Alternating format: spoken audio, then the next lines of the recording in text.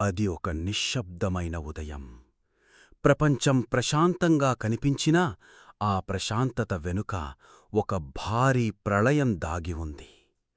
రాజు సత్యవ్రతుడు నదీతీరంలో తపస్సు చేస్తూ తన చేతిలో నీరు తీసుకొని అర్చన చేస్తున్నాడు.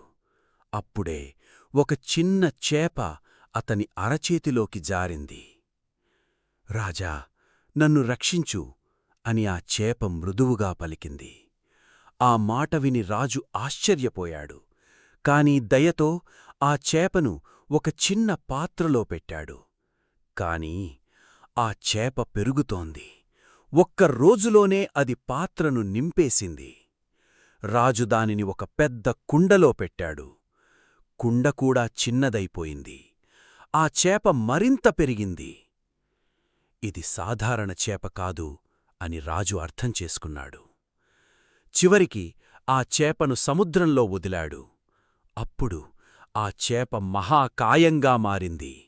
దివ్య కాంతితో ప్రకాశిస్తూ ఒక గంభీర స్వరంతో, నేనే మహావిష్ణువు, త్వరలో ప్రళయం రానుంది, భూమి అంతా నీటిలో మునిగిపోతుంది, నువ్వొక పెద్ద పడవ నిర్మించుకో, అందులో వేదాలు, జీవజాలం, ఋషులను తీసుకో అని విష్ణువు ఆజ్ఞ ఇచ్చాడు. రోజులు గడిచాయి. ఆకాశం మబ్బులతో నిండిపోయింది. గాలి గర్జించింది. మెరుపులు మెరిశాయి. మరియు ఒక క్షణంలోనే ప్రళయం మొదలయింది. వర్షం కాదు, అది ఆకాశం పగిలినట్టుంది. నీళ్ళు, నీళ్ళు, ఎక్కడ చూసినా నీళ్ళు. రాజు నిర్మించిన పడవ అలలతో కొట్టుకుపోతోంది. అప్పుడే సముద్రాన్ని చీల్చుకుంటూ ఒక మహామత్స్యరూపం ప్రత్యక్షమయింది. ఆ మత్స్యుడు తన కొమ్ముకు ఒక నాగరాజును కట్టి ఆ నాగంతో పడవను కట్టించాడు.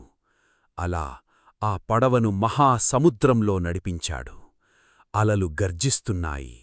కాని మత్స్యుడు ముందుకు తీసుకెళ్తున్నాడు.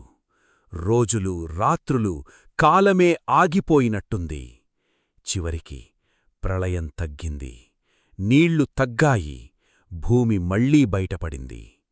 మత్స్యుడు మెల్లగా కనిపించకుండా పోయాడు. అప్పుడు రాజు గ్రహించాడు, దేవుడు ఎప్పుడూ మనతోనే ఉంటాడు, కేవలం మనం నమ్మాలి.